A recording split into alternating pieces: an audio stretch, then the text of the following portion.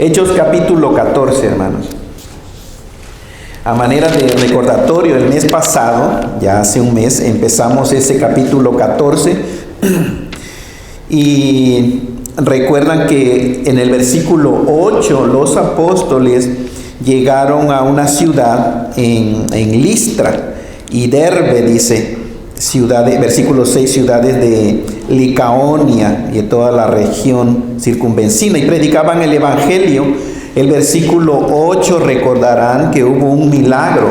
Dios hizo un milagro, porque el versículo 8 dice que cierto hombre de Listra estaba sentado imposibilitado de los pies, y recuerdan que les dije, hermano, el que escribió esto es un médico, y por eso da tanto detalle, llegó a ser un historiador, es Lucas.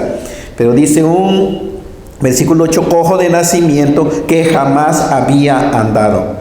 Y oyó hablar a Pablo, el cual fijando Pablo, el apóstol Pablo, en sus ojos de este hombre, dice la escritura que viendo que tenía fe para ser sanado, le dijo, levántate derecho, o sea, ponte firme sobre tus pies. Y este hombre, dice, saltó y anduvo. ¿Y qué sucedió? ¿Recuerdan? La gente empezó a dar gloria a Dios. Amén, hermanos.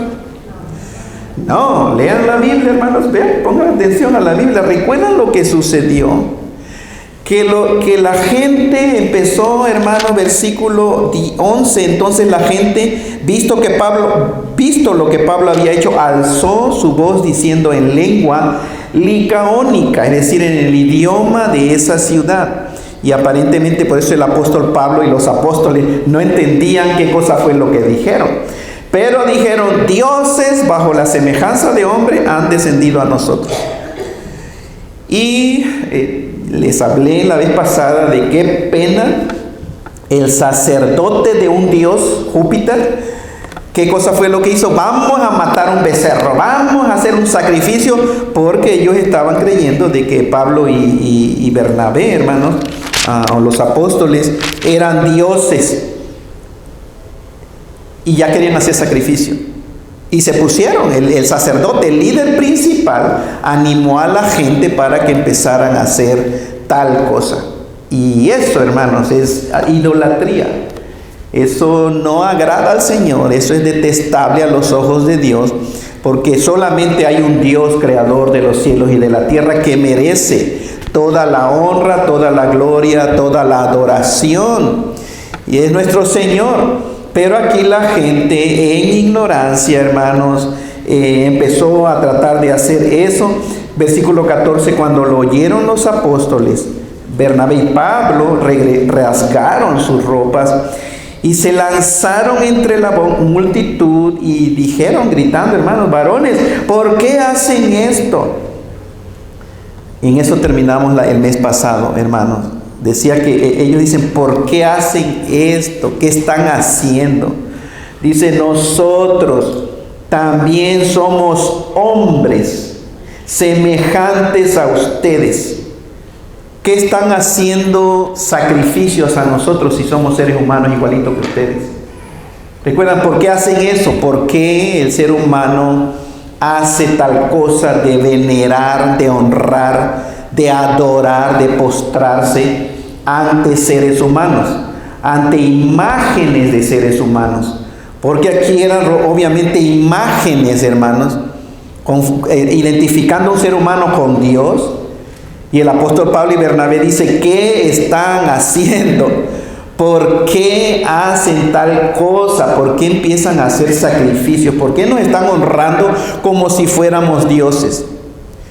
Ni el apóstol Pablo, ni Bernabé, ni el apóstol Pedro, ni ningún apóstol de Jesucristo toleró ni aceptó adoración. Ni San Pedro, hermanos, y digo intencionalmente, porque ustedes saben que el catolicismo romano enseña que el apóstol Pedro fue el primer papa.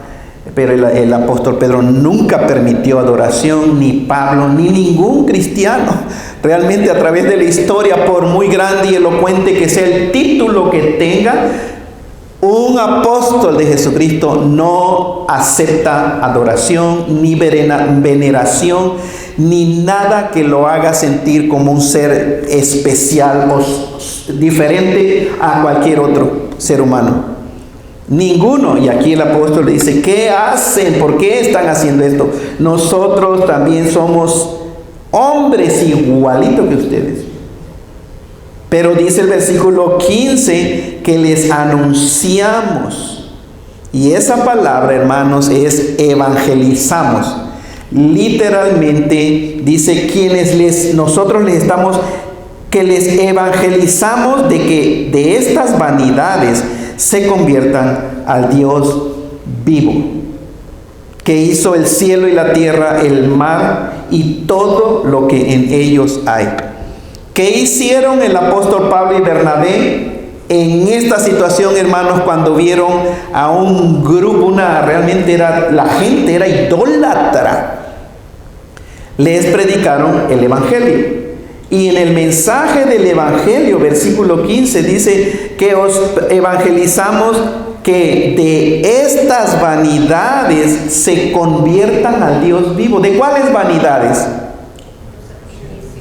Lo que estaban haciendo, ¿cierto? Creían en Júpiter, creían en Mercurio, que son dioses romanos y sus equivalentes en el griego, Hermes Hermes era el equivalente en griego. Y el apóstol les está diciendo, no, nosotros le estamos evangelizando que de estas vanidades, la idolatría es vanidad. El creer en otro Dios es falso, no solamente es vanidad, porque no existe otro Dios. Aunque el ser humano sea sincero y devoto a cualquier Dios, está hablando al aire, está hablando al viento. Es algo vano porque no existe otro Dios en el universo, solamente es nuestro Dios, que es Jesucristo. Padre, Hijo, Espíritu Santo, Jehová del Antiguo Testamento, Jesucristo, hermanos, es el único Dios verdadero. Y nosotros aquí tenemos una enseñanza: aprovechar todo momento para evangelizar a la gente. Qué agallas de los apóstoles, ¿cierto? Porque el día de hoy sabemos que hay tanto temor y nosotros nos tomamos nuestro tiempo, primero queremos ganar la amistad. Y no estoy diciendo que está necesariamente mal, pero el apóstol habló la verdad en ese momento, hermanos. Está bien si nosotros ganamos la amistad de las personas para después, usted sabe, cuando hay una relación de amistad es más fácil que nos escuchen. Los evangelizamos de que se conviertan de estas vanidades. La idolatría y la creencia en cualquier otro Dios es vanidad. Es decir, la gente está hablándole al aire. Nadie está escuchando. Y no, aquí no vale lo importante es que tengas fe. Eso lo dice la sociedad del día de hoy. ¿Cómo te atreves a decir eso? Que nada más el cristianismo, dice la gente, hermano. ¿Cómo crees? Déjalo, él es sincero, no, hay una verdad. La sinceridad en lo falso significa nada. O sea, el ser yo sincero, dirigiéndome a un árbol como si fuera un Dios, no convierte a ese árbol en un Dios. La verdad es verdad.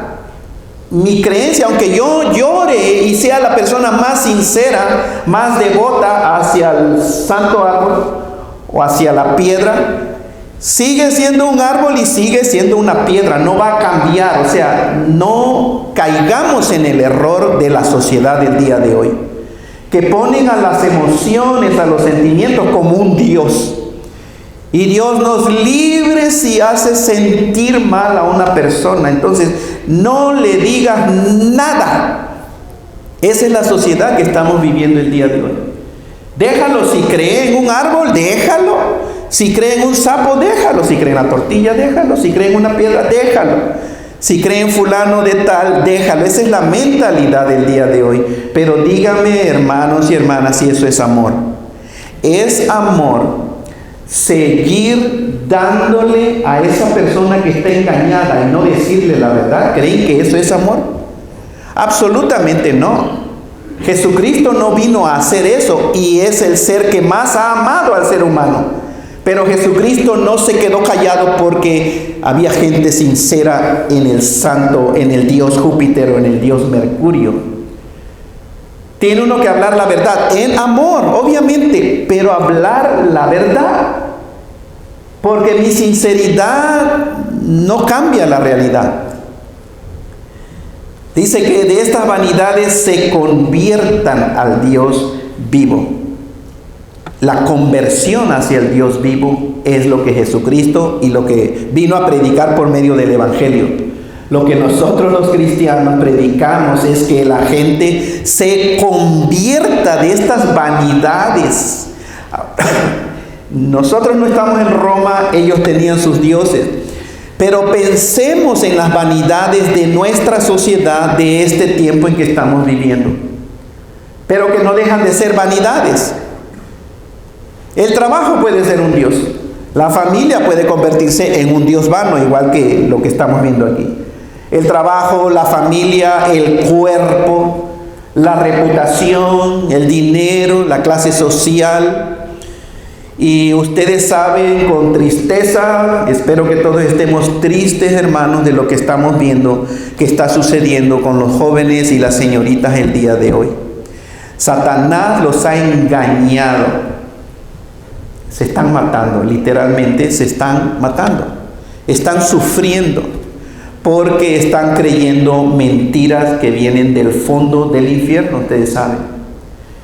Y por eso necesitamos seguir predicando, conviértete al Evangelio, convertíos. ¿Recuerdan que el arrepentimiento es en la mente?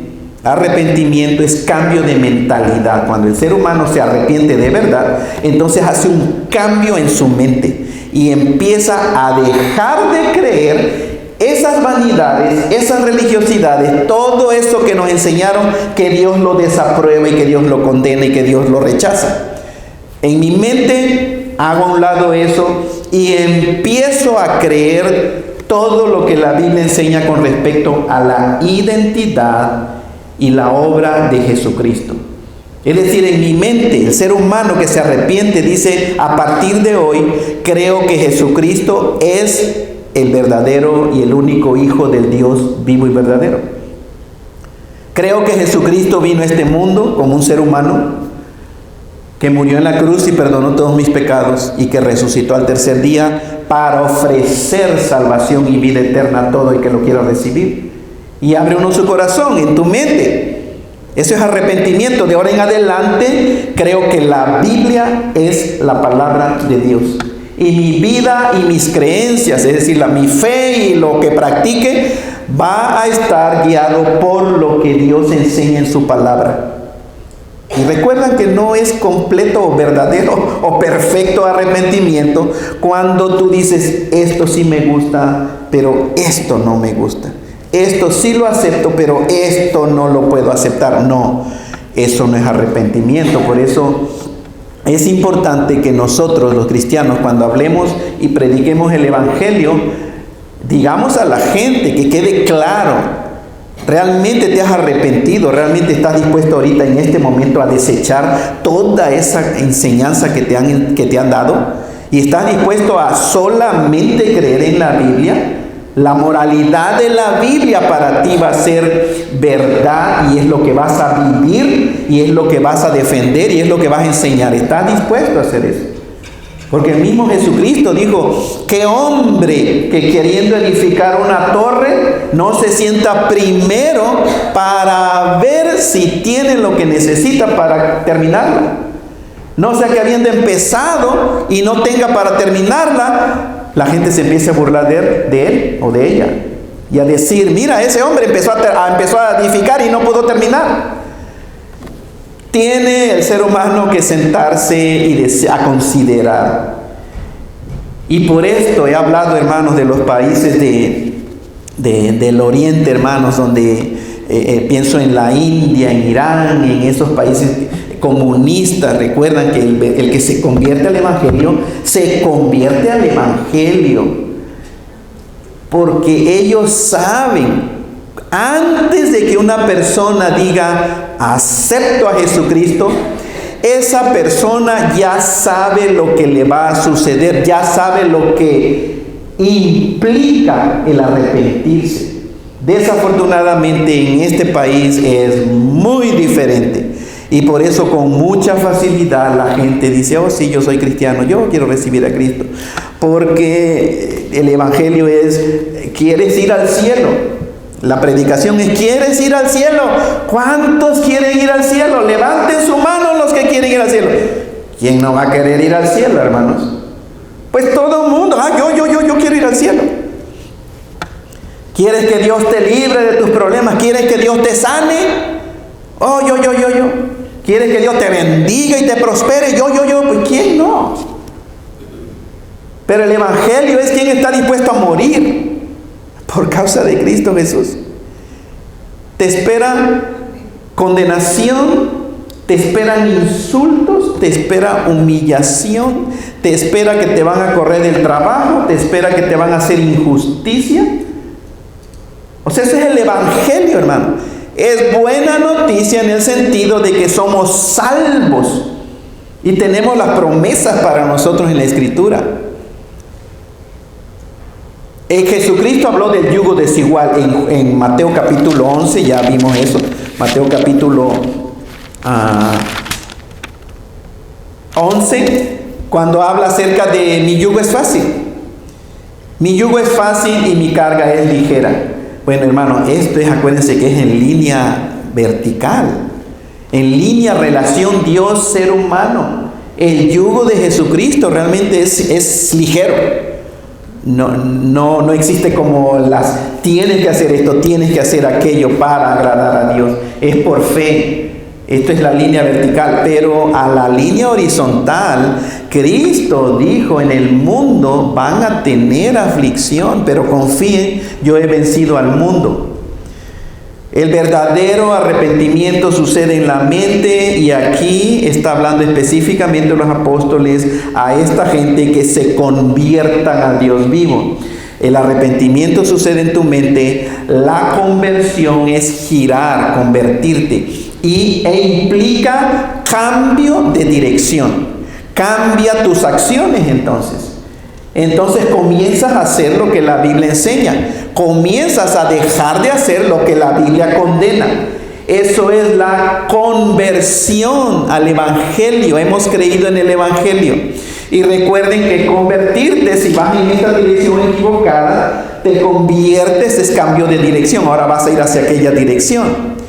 La conversión no significa que cuando tú te conviertes ya estás allá, ya creciste y maduraste, no.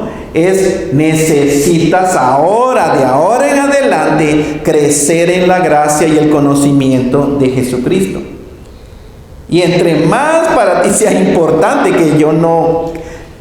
que me daría trabajo pensar por qué no sería para un hijo de Dios importante su relación con su Salvador Cristo Jesús. ¿Qué será el problema de una persona que profesa cristianismo, que se arrepiente y en cuyo ser humano ha venido el Espíritu Santo de Dios a morar, y que no le importe el no crecer en la gracia y el conocimiento de Cristo Jesús, que ignore la Biblia y que viva nada más pensando en su propia opinión, su propio razonamiento? Eso es difícil de entender y de aceptar. Dios juzga ese corazón, pero para nosotros es muy difícil comprender tal cosa, hermanos, porque no hay cristiano, no debería de haber un solo cristiano que sea indiferente a la verdad de Dios y que no desee seguir creciendo en la gracia y el conocimiento de Cristo Jesús. Que se conviertan al Dios vivo, el único Dios vivo que existe. No existen dos dioses, hermano. Y da más detalle acerca de, están viendo el versículo 15, el Dios vivo que hizo el cielo y la tierra, el mar y todo lo que en ellos hay. Conversión al Dios vivo. Versículo 16, ahora vean lo que, hablando de este Dios vivo, el creador del universo, de los cielos y de la tierra y del ser humano. Versículo 16, hay algo que dice, en las edades pasadas, O sea, Dios, el Dios vivo y verdadero, Él ha dejado a todas las gentes andar en sus propios caminos. ¿Desde cuándo Dios dejó al ser humano andar en sus propios caminos? ¿Desde cuándo, hermano? ¿Cómo? Génesis, desde el libro de Génesis. ¿Recuerdan cuando el ser humano desobedeció? Bueno, siempre ha venido una línea, la línea fiel, uno le llama el rastro de la sangre, a Abel, y después fue Set. La gente que realmente creía en el Señor y estaban confiados. Pero ¿qué de los demás? Génesis capítulo 12, Dios escogió a un hombre, Abraham, y de ahí formó una nación, el pueblo de Israel, los hebreos, los judíos, una nación. Pero ¿y qué de todas las demás naciones? ¿Saben lo que hizo Dios con todas las demás naciones? Versículo 16, en las edades pasadas, Él ha dejado a todas las gentes andar en sus propios caminos. Desde Génesis capítulo 3, el ser humano, o una línea, la mayoría, empezaron a andar en sus propios caminos y empezaron a inventarse religiones. De ahí vienen los inventos del ser humano, de las religiones. Por eso tenemos cientos de religiones o miles de religiones en el mundo. Génesis capítulo 3 empezaron, hermanos, a tratar de inventarse. Ahí empezó el sistema moralista. ¿Recuerdan en el árbol equivocado? El árbol del conocimiento ¿de qué? De lo bueno y de lo malo. Árbol equivocado, pero tenía el árbol equivocado, lo bueno y lo malo. Y el ser humano está ahí. Y el ser humano, él decide lo que es malo. Él en su propio entendimiento decide lo que es bueno. En el árbol equivocado. Moralidad. Para Dios todo está mal. No importa que ayudes a una viejita a cruzar la calle. No importa que violes a una niña. Para Dios todo es malo. Y el ser humano sin Dios, él está poniendo su propia moralidad. Y diciendo, no, esto es bueno y esto es malo. Y nada más se andan cambiando de ramas, hermanos. Sin Dios, muertos en delitos y pecados. Pero Dios tenía un plan. Más o menos antes de que viniera Cristo, entre 4,000, 5,000 años, desde la creación de Adán y Eva, hasta que vino Jesucristo. Y cuando dice el versículo 16, Dios lo ha dejado a toda la gente andar en sus propios caminos. Pero hizo algo hace 2,000 años para nosotros, si pensamos para atrás. Versículo 17, si bien no se dejó a sí mismo sin testimonio. Dios dio testimonio de todas maneras a todos los seres humanos. ¿Cómo, hermanos? ¿Cómo Dios estuvo dando testimonio de su existencia a la raza humana antes de que viniera Jesucristo? ¿Qué dice el versículo 17? Haciendo bien, dándonos lluvia del cielo y tiempos fructíferos, llenando de sustento y de alegría nuestros corazones. Toda la raza humana recibió el testimonio de que Dios existe y de que Dios es bueno. Por medio de todo eso, o sea, Dios no quedó sin dar testimonio de Él mismo a la gente sin Dios, sin Cristo, a los paganos, a los perdidos, y ahorita a los evolucionistas, a los satanistas, a los ateos. Dios siguió dando testimonio a la raza humana por medio de su creación. Dios hizo bien, hermanos, versículo 17, dándonos lluvias del cielo. ¿Recuerdan? Dios hace llover sobre justos e injustos, sobre buenos y sobre malos. Eso es el privilegio de los seres humanos. Y todo eso apunta a que Dios es real y que Dios es bueno. Tristemente, el ser humano no vio eso. Y el día de hoy, ustedes saben, la gente más intelectual, científicos, hermanos, que estudian la naturaleza, el ser humano y ven la grandeza de Dios, dicen, oh no hay Dios. La vida no fue creada, dicen los científicos. La vida no fue creada, la vida simplemente ha existido siempre. Ustedes saben, Richard Dawkins, de los más grandes ateos, que la vida tal vez la trajeron a este planeta seres extraterrestres. aliens, de otro planeta vinieron y por eso dieron la vida. Y la cosa es que le preguntan, ¿y entonces quién le dio la vida a los extraterrestres? Nada más está moviendo la pregunta a otro lado, pero no está resolviendo el problema. Dios es el creador de la vida y Dios ha estado dando testimonio.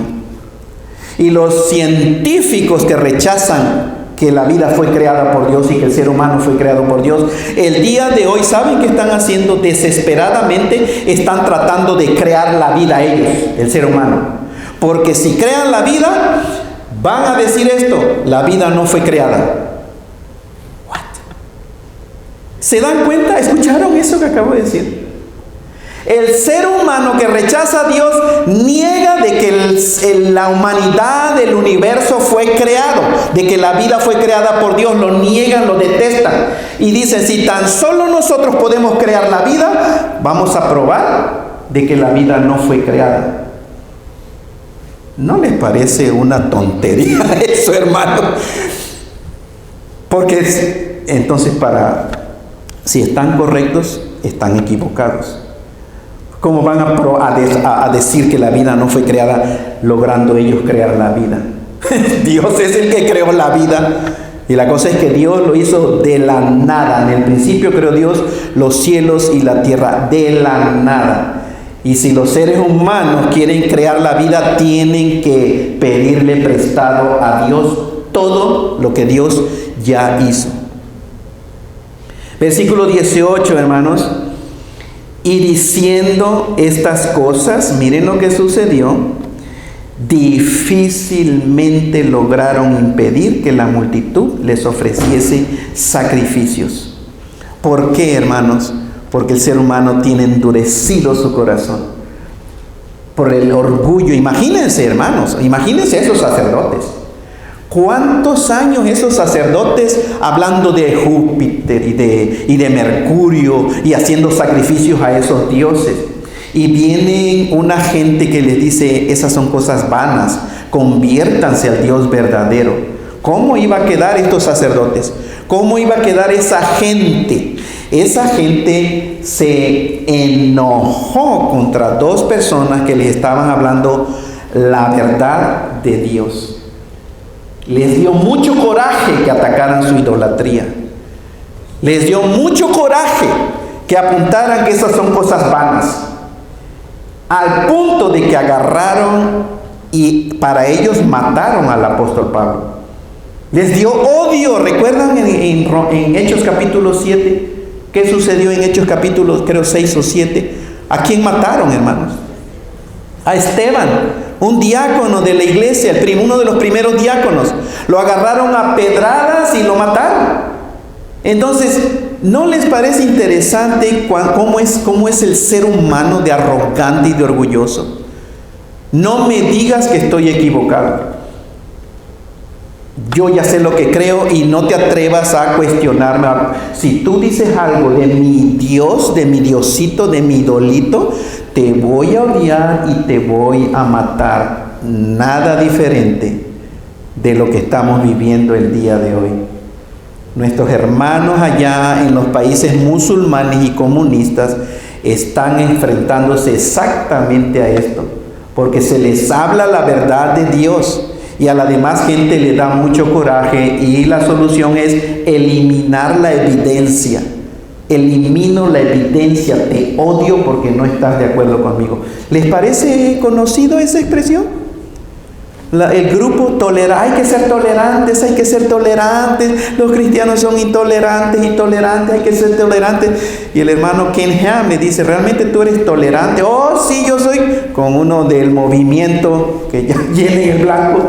Sí, somos tolerantes. Entonces tú me toleras de que mi punto de vista es de que yo creo que solamente Dios tiene la verdad y que solamente Cristo es el único camino. ¡Ah, lleno de odio! Pero acabas de decir que eres tolerante. Tolerante es tolerar lo que crea la otra persona, sin importar de que tú no estés de acuerdo, tú lo toleras, y eso somos los creyentes. Los cristianos somos la gente más tolerante. Vean la realidad, hermanos.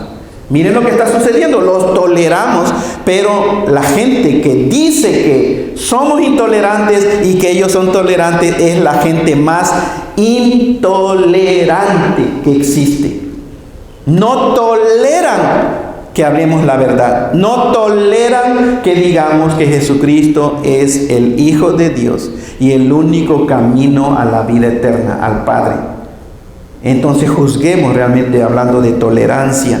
Esta gente, hermanos, aún así les dio mucho coraje y difícilmente lograron que no le ofrecieran sacrificios. Pero miren lo que sucedió, versículo 19. Entonces vinieron unos judíos de Antioquía. Antioquía, hermanos, estaba a 190 kilómetros de distancia. Pues desde allá vinieron caminando, porque no había avión, hermanos, ni carro. 190 kilómetros caminaron para venir a atacar a los hijos de Dios. Imagínense, dice, vinieron de Antioquía y de Iconio y que persuadieron a la multitud. ¿Cómo la persuadieron? Verbalmente.